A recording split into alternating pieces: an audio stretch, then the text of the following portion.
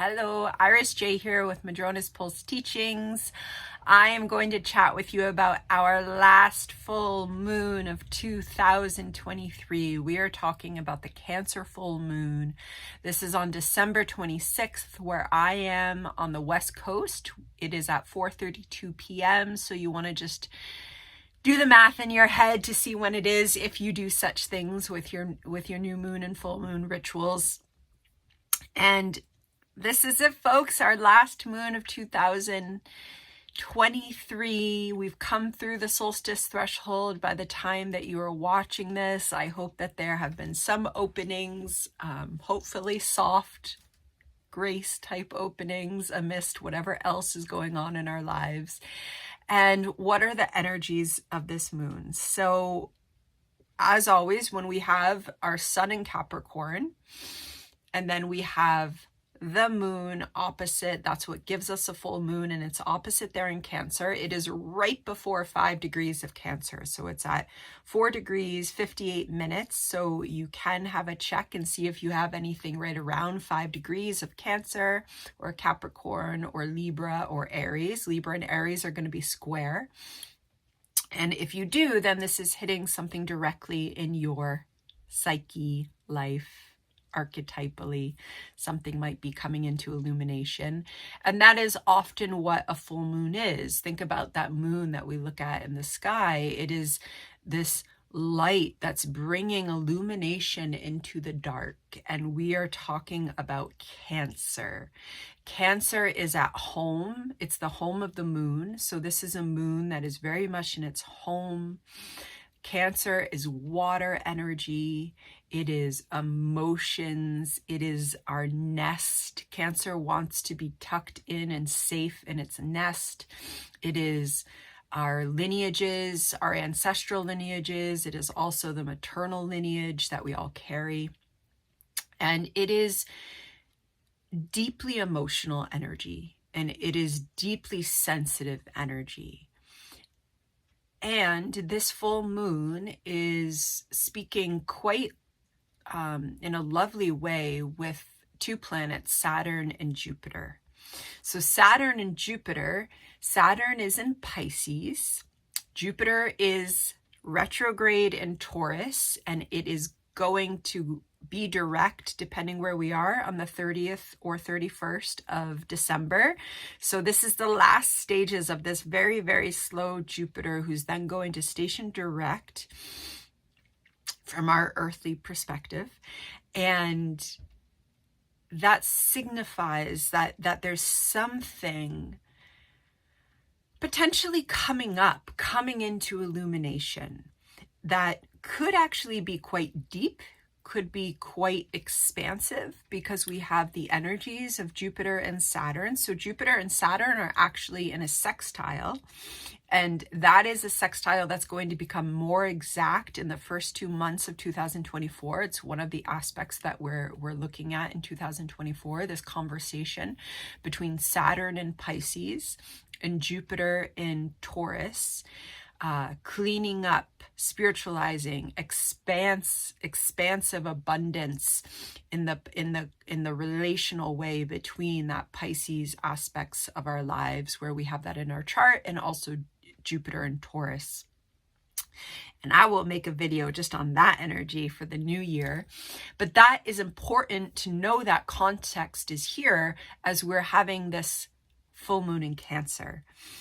And especially that we could be feeling whatever it is that Jupiter and Saturn are going to be working with in the collective in 2024, that we're kind of getting a preview of this energy in a very personal way. So what we have is that we have the sun there in Capricorn is in a trine to Jupiter, and the moon in Cancer is in a sextile. And then we have the opposite with Saturn. We have the moon trining Saturn, and we have the sun in a sextile with Saturn.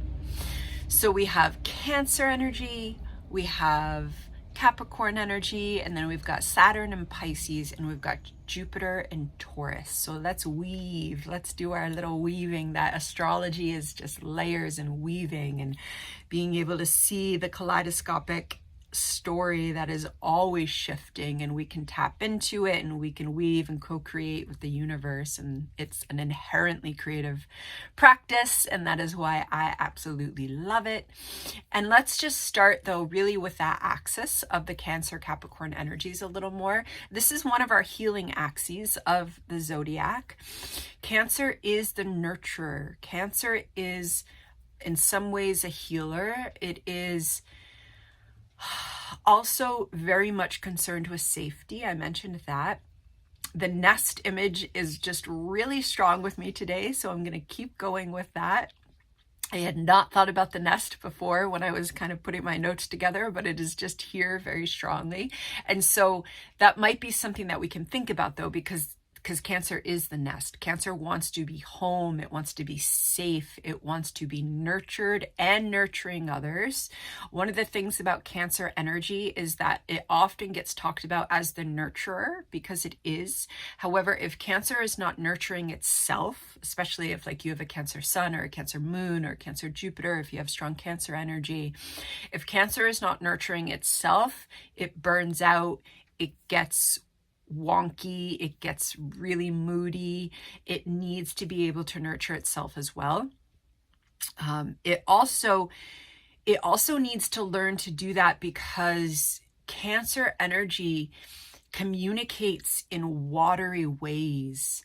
It is implicit communication rather than explicit, like the way I'm talking right now.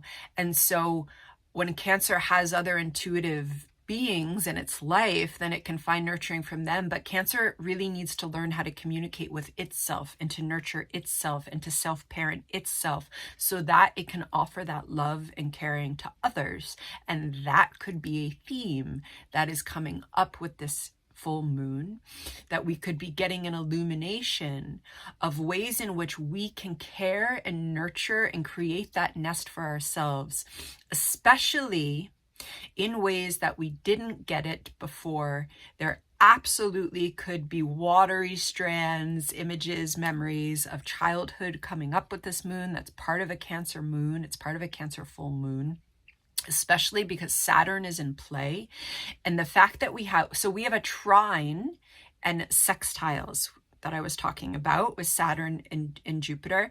Those are traditionally our most supportive, free, easy flowing aspects that we have. When we have those aspects, we don't really need to do anything. This is why we call them easy. Okay, I don't use the words challenging unless it's very particular in a chart.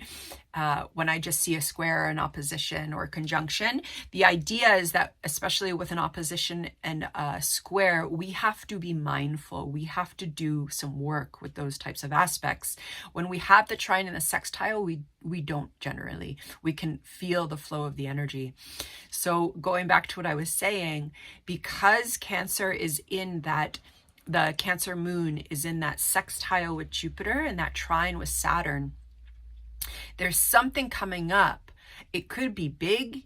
It could be an illumination. It could absolutely deal with our own early lessons of authority, of boundaries.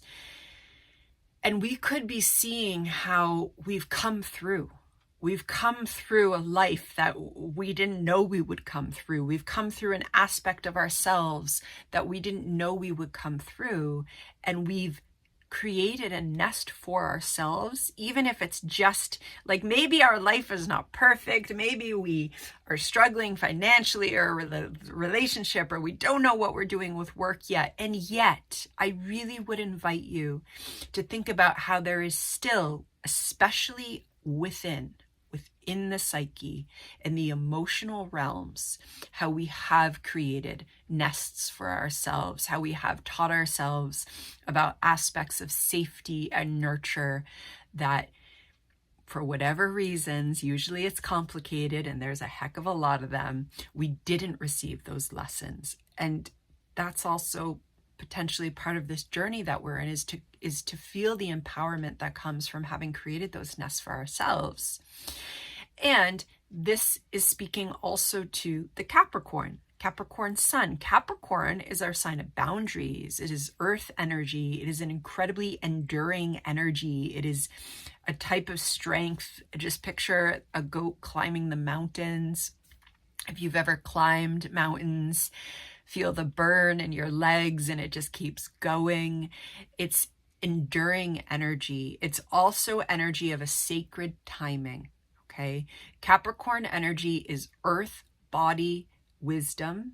It is a sacred timing. A lot of times I use that phrase with clients and they're like, okay, but what do, like, how do I know, or how come it doesn't feel that way? Because it's not this. Capricorn wisdom is not our mind. And so if we have a ton of air in our chart, or if we're really been conditioned, like anyone that has gone through any school system in Western culture has been conditioned that all information comes from our cognition and our mind. And astrology shows us, no, that's one way of knowing. And sacred Capricorn timing and wisdom is felt in the body. And so right now, during this full moon, in the days before it and the days that come after it, we can also feel and maybe let go of stories like we're late bloomers or something isn't the right timing, and understand that if we're working with evolutionary astrology, there is a timing that is way beyond what our mind can grasp. We can experience and intuit into it with our body, with sensation, with intuition. We can feel it. It's rarely going to simply just line up in a cognitive way, because that's just like this bit of understanding. And so we could work with the imagery of the nest. We could feel into it. We could see what healings we've been able to offer ourselves, and then really claim that and carry that with us as we move into 2024. As Jupiter is going to go direct right before we move into 2024, and that is happening at 5 degrees of Taurus. This is where we had an eclipse, a lunar eclipse on October 28th of 2023. So not that long ago. If you're a journaler, I absolutely invite you to look back through your journal, see what went on for yourself during that eclipse. Sometimes I just like to go back into my calendar and see what was going on, and then it brings me back into remembering the energy and what I was feeling then. But there's something that opened up then. And Jupiter has been hanging out at this 5 degree point for a while, and it is getting ready to go direct, and it is getting ready to bring new rhythms. It's in an earth sign, new embodied rhythms, part of this Jupiter retrograde has also been realigning our own understanding of abundance. And then Jupiter is going to go forward in the sign, and Taurus, Jupiter, abundance. And there could be expansion opening up in our lives in 2024. And we're getting with this full moon a very personal insight, potentially how that expansion is directly related to something that we've been on a healing journey with. And this full moon is a wonderful time to actually carve some time out and be with that healing, to honor what you have come from and where you are now, and to just thank ourselves because it is hard work. And this is the thing of the Capricorn Cancer axis. On the one side, we have Cancer, who is deeply nourishing, who has to sit, who has to feel. And we have Capricorn.